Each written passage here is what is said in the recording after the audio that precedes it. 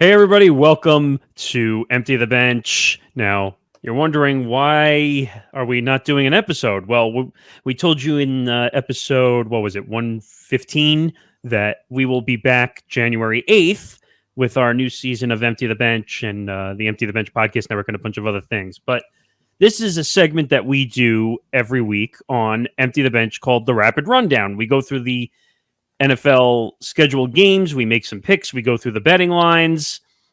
And by the way, that's Tom Albano. I'm Nick Morgasen. Nick Federa will join us over other times. He couldn't be with us today. He's going to join us at other times. So, all right, let's go through the games. And here we go. I have game one, Patriots at the Colts. Now, just pretense when we talk about these games. There's a lot of movement that's happened with COVID, and a lot of games have been moved. Now, was this one of the games or no? No, this was today was supposed to be the start of the 2 weeks of Saturday football. The Browns and Raiders were supposed to be an afternoon Saturday game, but that has been pushed back to Monday due to the Browns being, plagued by COVID. All right, so this is actually one of the games that somehow we avoided all the problem issues. So, okay, so the Patriots are at the Colts. The Colts are, interestingly, a 2.5-point favorite when... I'm just going to say right now, go to Upset City. How are you doubting Mac Jones at this point? I was just about to say, you've been on this all year. You've been right all year.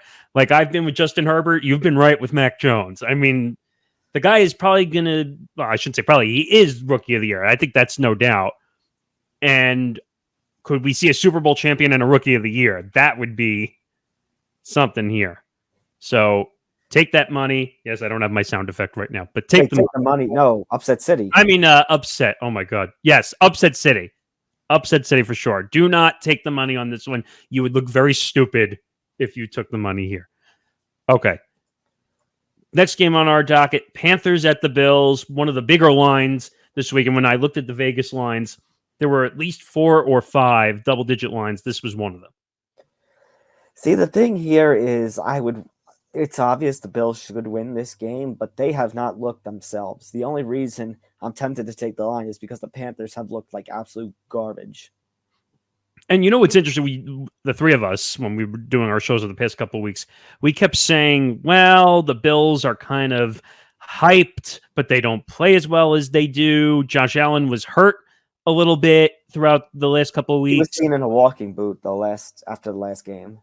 Right. So do I think they're going to cover the line? I'm not 100% sure because you're at a point of the season where people are resting players. You have a COVID situation. Players are in COVID protocols. They'll win, but I don't think they cover this line. Yeah, the Bills are going to win. But you know what? The Panthers are such crap. I'll say take the money. Wow. Okay. Wouldn't be my first bet. I apologize. As you can probably hear my voice, I'm not feeling the best either. You're good. Yeah. Well, we'll make it through. But yeah, they'll win. We're not questioning whether the Bills are going to win this game. We know that for a fact. I'll say take the money, but if there are other bets like the Pats-Colts game, where you could bet the underdog, this is a game I'd avoid this line. All right, moving on to Jets at the Dolphins. Yes, everyone get it out of the way. J-O-K-E, joke. Yeah, there's really... I mean, let's say something clearly, though. I wouldn't say the Dolphins are a walk at the park by any means necessary either, but I think Vegas might have overplayed this line just a little bit. No, I'd still say take the money. The Tua thing is what scares me because like everyone is saying, well, Tua this, Tua that. But you're right at the same time. We're talking about probably one of the biggest jokes in football behind the Lions at this point. And you know what? To be quite honest, I could see the Lions having more wins by the end of this year than the Jets. And I know that's saying a lot. But you know what? I'll go with you. I'll take the money on this one. And I wouldn't be surprised. Speaking of New York, Cowboys at the Giants. New York, joke. Take the money. Yeah, I mean, the Cowboys and everyone from Stephen A on First Take to all Skip Bayless to all of them all over media saying, "Where's Dak? Where is Dak? He's not playing well." Blah blah blah blah blah blah blah. Well, it's still a week. It's still a walk in the park division for them. Yeah, I mean Actually, the Giants. I think if they win this week, the Cowboys clinch the East. Yeah, they do, and I think that's even more momentum for them to win and cover. So yeah, I would take that cover and not think twice. Sorry, Giants fans. All right. Now we go from blowout to somehow confused by this line. The Titans at the Steelers. Maybe because the Steelers almost came back against the Vikings, but fluke. The Steelers are absolute crap. Chase Claypool, maybe you should stop worrying about your taunting and your TikToks and worry about damn football games. So you know what? Take that money and run. I mean, that was probably one of the weirdest moments I ever saw in a primetime game where he has the football. He's trying to, what do? They first down. And like, didn't his own teammate try to rustle the football out of his hands? Yeah, saying, let's go. We got to hurry up. We don't have time. They probably would have had one or two more plays because they lost about 5 to 7 seconds a time. By the way, this line is so fluked. Like you said, I would take this and double or triple it or even quadruple it on a line like this. So take the money by far. You're not missing much. All right. Now to one of the more even lopsided lines. The Cardinals at the Lions now. This one, I think you and I are pretty much in lockstep. It's just a matter of the line. Well, yeah, it's a matter of the line. DeAndre Hopkins done for the year. That is quite a bit of a blow to this. Oh, I didn't hear that. Yeah. Yeah, DeAndre's done for the year. Ouch. That might change the line a little bit. It should change the line. I mean, Chase Edmonds is also coming back, but I would feel bad if James Conner is reduced to a secondary role after all that he's put in, the rushing leader in touchdowns, or is he the leader in touchdowns, period, at this point? I think he is the leader, and I think I said on the last episode of the year that he should be the number one. He's playing so well. You should just roll with him for the rest of the year. But, you know what? Take the money. That's the Cardinals. It's still a top team in the NFC against the lower team in the NFC. I mean, they still won without Kyler and DeAndre a couple weeks in a row. I mean, they've proven they can win, but I think it's going to hurt their running game because now everyone's going to stack the box against them with no receiver. But it's the Lions. What are we talking about here? Take the money, and it's the Lions. Okay. From good to really horrible. The Texans at the Jaguars. Now everyone knows the story. I think Nick did the ETB minute on the Urban Meyer and the kicker situation with Josh Rambo getting kicked in the shin or the leg. Oh, Lambo. Excuse me. Wow, I'm thinking movies. Rambo. I'm sorry. I made you a cool movie. Sue me. Anyway, but that situation is a shit show in every way. Now the Jaguars are trying to say that due to cause, they don't want to pay his contract. And I think, why am I forgetting the quarterback name all of a sudden? Trevor Lawrence came out and said, like, now we can actually focus in the locker room, which I thought was very telling, by the way. I mean, everyone in the fantasy world, because I'm so focused in the fantasy world, is saying that James Robinson now should be able to produce because, I don't know, there were games where James Robinson produced and there were games where just Meyer used him in such a horrible way. Well, it reminds me of, I guess, going back to my horrible Jets fandom, talking about Rex Ryan when he tried to focus on the running game. It was all ground and pound. That's what they tried to do. Well, the thing with Lawrence is, he's a good quarterback, but, I'm sorry. I don't believe in Laviska Shenault Jr. I don't believe in DJ Chark. That he needs better weapons around him in Jacksonville. Yeah, Vegas screwed this one up. Well, now that being said, the Texans are throwing Davis Mills out there week after week because they've essentially just thrown in the towel. So I don't know if the Texans really have the heart to do this anymore. So, you know what? I'm going to say Jaguars are going to take the momentum of the Urban Meyer situation and not having him anymore. They're going to win, but I don't know if it's going to be by the line. I think it's going to be a very close, disgusting game. I mean, this is so weird. You have two teams that are spiraling out of control. The Jaguars don't have a coach at this point. I think the defensive coordinator is coaching the next game. Yeah, this is one of those games you don't want to watch because it's a great game. You're going to want to watch because it's just going to be such a car wreck. You need like the circus music that we used to use in the old shows just to watch this whole game. Like who's gonna fumble and cough up the football enough times. Um, you know what? You might be right now that I'm thinking about it. The Jaguars might come out with a vengeance now that Urban Meyer's not in the locker room anymore. So you know what? I'm gonna take this line. Actually, I'm gonna take them to cover this line because I think they're gonna come out in aggressive fashion and say, you know what? F Urban Meyer, we don't need you anymore. Maybe we can actually play our own game and not get kicked in the shins like their kicker was. I don't know. Literally and figuratively. Is he on the team anymore? I don't even know. No.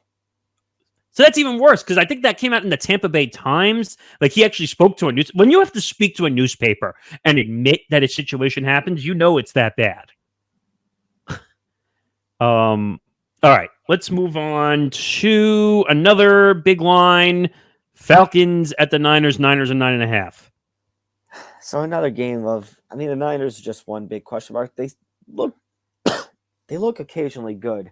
I mean, the Falcons have some decent weapons. I mean, Kyle Pitts, Calvin Ridley. Well, Calvin Ridley's out for right now, but Kyle Pitts has been an interesting character.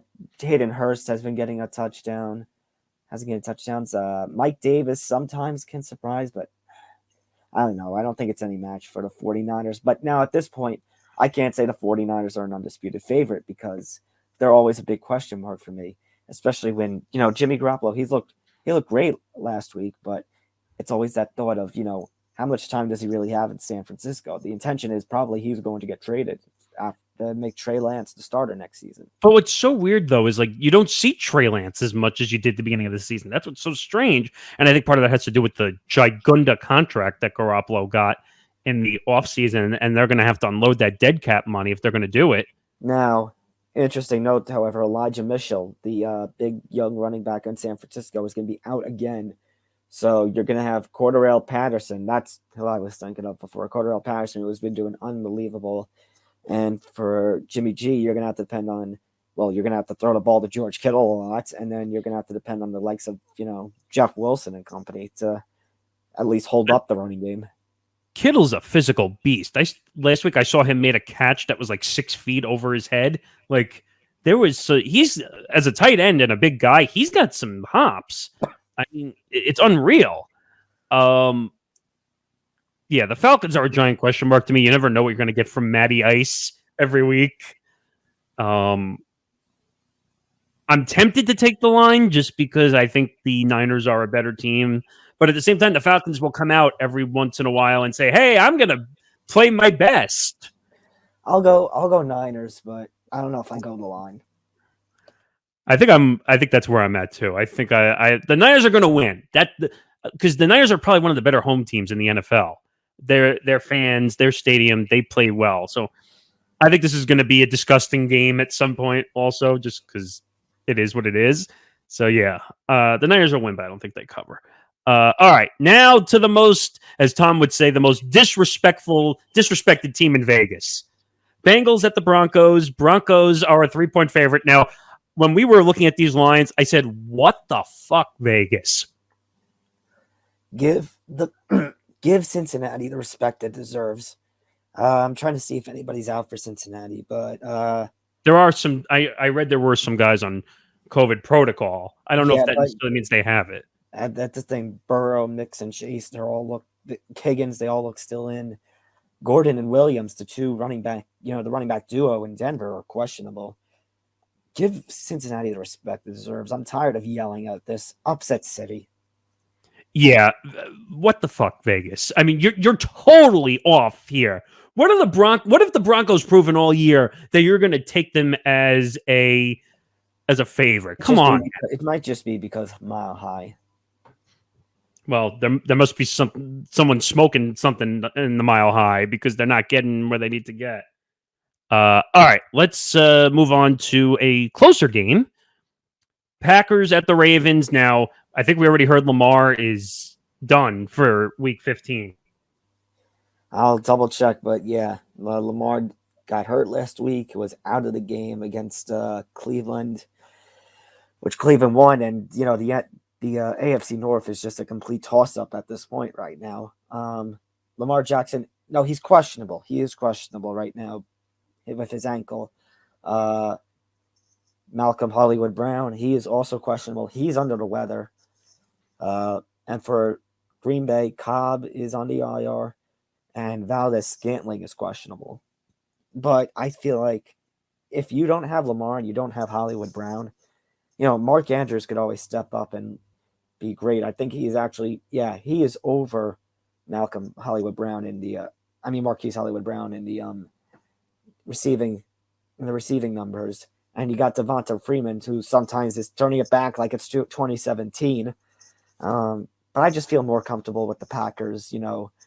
Their main weapons aren't as banged up.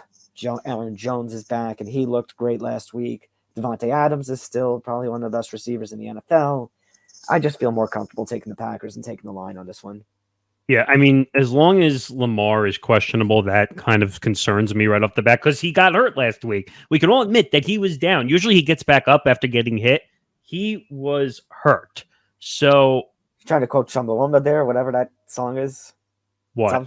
I get knocked down. I get knocked down. Oh, I didn't even realize I was doing that, actually. But I know that song. I didn't even realize I was doing that. But okay. Yeah, I'm taking the Packers to cover just because, like you said, Aaron Jones is back. If Karen Rodgers is on his game and he's not showing his toes to the camera and focusing, maybe he'll actually have a good game. So, yeah, I'm going to take the Packers to cover. All right, another lopsided game. Quite a few double-digit lines. Saints at the Bucs. The Bucs are an 11.5-point favorite. And the Saints are going to be without one of their big piece. But I'm not talking about on the field. I'm talking about on the sidelines. Head coach Sean Payton testing positive for COVID. He will not be there on the sidelines on Sunday Night Football, which is already going to be devastating. I like Alvin Kamara, but I don't know. Again, I don't see Taysom Hill as a great quarterback. I don't like the weapons around him other than Kamara and Ingram. The Bucs, meanwhile, just, they're 10-3. The NFC South looks to actually, they win. The NFC South is theirs. Brady probably is just going to have another game, throwing it to Godwin and to Evans. Fournette might have another amazing running game. This looks like the Bucs are going to wrap up the South this week. I'm taking the Bucs, and I honestly wouldn't be surprised at the money if the line is covered. Take the money. Yeah, this is not even a question for me. Usually, I'm very concerned about double-digit lines. You know this when on the episode, because double-digit lines are tough to cover. So, but in this case, the Saints are a little banged up. Alvin Kamara just came back. He looked okay. He was playing the Jets at one point, but that doesn't really tell us shit. But yeah, this is Brady we're talking about here. I think Brady is trying to get himself right before the playoffs. So I think this is a cover by far. All right, now this is where the fun begins. So before we go to these games, let's discuss this. So COVID protocols have hit the NFL. COVID has hit the NFL. And I think it was last Monday, there was 35 positive cases or 37 positive cases. And the cases just kept going and going as the week went on. So now we're up to over 80 or 90 at this point, I think I was reading. And we saw guys like Baker Mayfield test positive, which we're going to get to in a minute. Yeah, I'm finding it. The one thing I don't understand, that seems like I'm not alone in that, what he meant in his tweet about only testing 3 teams. What the hell was that? Does that mean? It's something about advanced protocols, even though, again, a lot the of NFL doesn't know what the NFL doesn't know what it's doing with its protocols right now. They're trying to get. Yeah, go ahead. No, because I'm also bringing up the tweets that Raiders players, and actually Mark Davis even said that basically the Raiders should have a forfeit win. Now, if you remember the rules from the summer, he's technically right. No. If you remember the rules for the summer, it was about an outbreaks of unvaccinated players, which is why I ended my minute with what I ended with. Oh, yeah, that's right. Unless these teams are lying about their vaccination status. But were any of them unvaccinated players, or was it all outbreaks on vaccinated? It looked like you're right, that they were mostly, in technical terms, they were vaccinated. Right, well, that's the thing. We don't know for certain because HIPAA. We can't find out about the vaccination status of these players. But again, that's why I said, yeah, but you know what? We had the Karen Rodgers situation. We had the Antonio Brown situation, which you remember, Antonio Brown, the Buccaneers came to his defense. They Yeah, actually that was came to his bad. so That, that's why I'm saying I'm suspicious about these teams. Are these vaccination numbers, vaccination status is accurate? yeah, that was bad. And to be honest, I think they had no choice. They had to move the games. One, because they were going to get fucked on Saturday primetime if they played those games. And two, they want Baker Mayfield on the field. Now they're doing it. This is not even for, in my opinion, this is not for vaccination status. This is for money. This is for revenue at this point. They're giving vaccinated players the chance to get in the game. All right, so let's talk about that game. So Raiders at the Browns. Now, I can't really take this line seriously with all the COVID cases and everything that's going on. I think the Raiders are going to come out with a vengeance because they're not happy with the situation. Yeah, but you know what? I know they're mad, but you know what? It's only a Monday game. Teams play on Monday and then play on Sunday, and the Browns aren't looking the greatest. Odell Beckham Jr. actually has more receiving touchdowns, I think, than Baker Mayfield has passing touchdowns since the trade happened. But that's, I guess, also a consequence of when you have guys like Nick Chubb and Kareem Hunt, which I don't even know if they're going to have Kareem Hunt for this game. I got to double check. And by the way, remember how we said Case Keenum was supposed to be the guy starting? He tested positive for COVID. So what are you going to do at that point? Kareem Hunt also on the COVID list that he's trying to get back. So I don't know. This is just going to be a shit show of a game. I mean, Waller's out for the Raiders. Let's see, Kenyon Drake's on the injury reserve. You know what? But the Browns look terrible. Like, they're both in competitive divisions, but I like the talents in the the AFC West that the Chiefs, Raiders, and Chargers all play in. It's a Chiefs division. We just admit that it's a Chiefs division. And yeah, but Herbert and the Chargers are looking talented. Oh no, I'm a Herbert fan through and through. I've said it that he should be an MVP. I'm just saying I like the competitiveness in the AFC West more than the competitiveness in the AFC North. So I'm gonna say upset city. The Raiders are gonna win this one. Like I had said a few seconds ago, the Raiders are pissed off. They're angry. They're going to come out. I think they're going to put up 3 to 4 touchdowns early because they're not happy. And I think the Browns are. I just think the Browns are not going to be prepared with all the COVID cases. I think that they're just going to be run down. I think this is going to be a rout. I think this is now they could have adjusted this line since the time we've looked at it, but yeah, this is Raiders all the way. All right, so now to your regularly scheduled Monday Night Football game on ESPN. Now back to your regularly scheduled program. Vikings at the Bears. This is a 5.5 point line for the Vikings. I'm not just this because I have family who are Vikings fans and have been pissed ever since they lost to the Lions. I'm not just saying that for sour grapes. I'm not saying this just because the Vikings managed to hold off the Steelers. I'm saying this because you can't tell me you're taking the Bears seriously. They are such a shitty team. It doesn't matter, even with what's his name back from injury. With Fields back.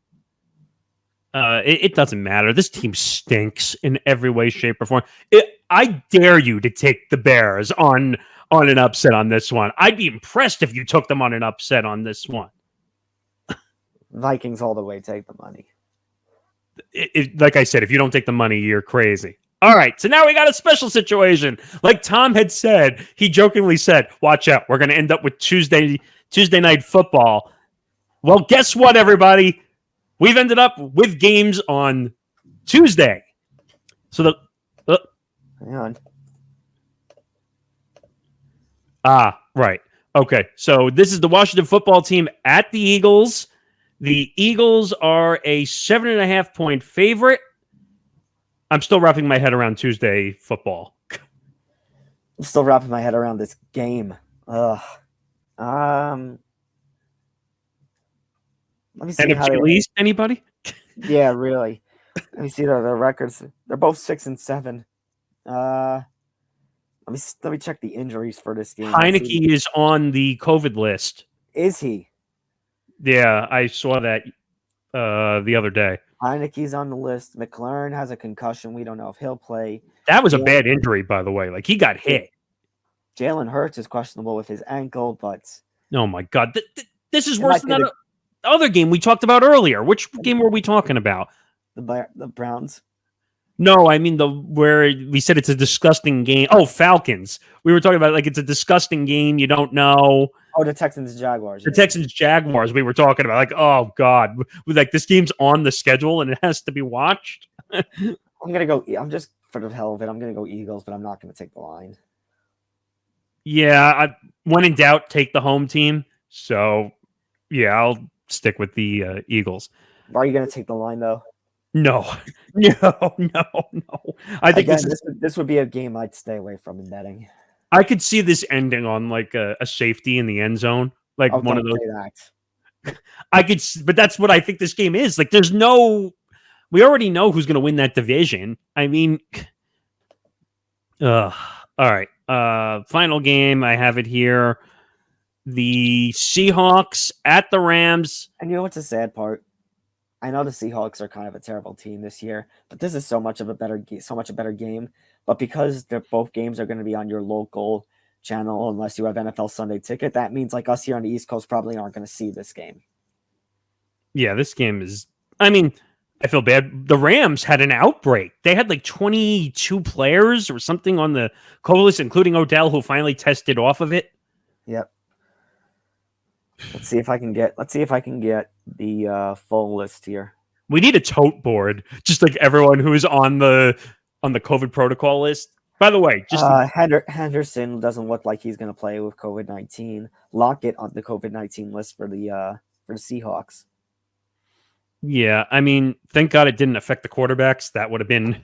I was going to say, which means this is probably going to be a passing showdown.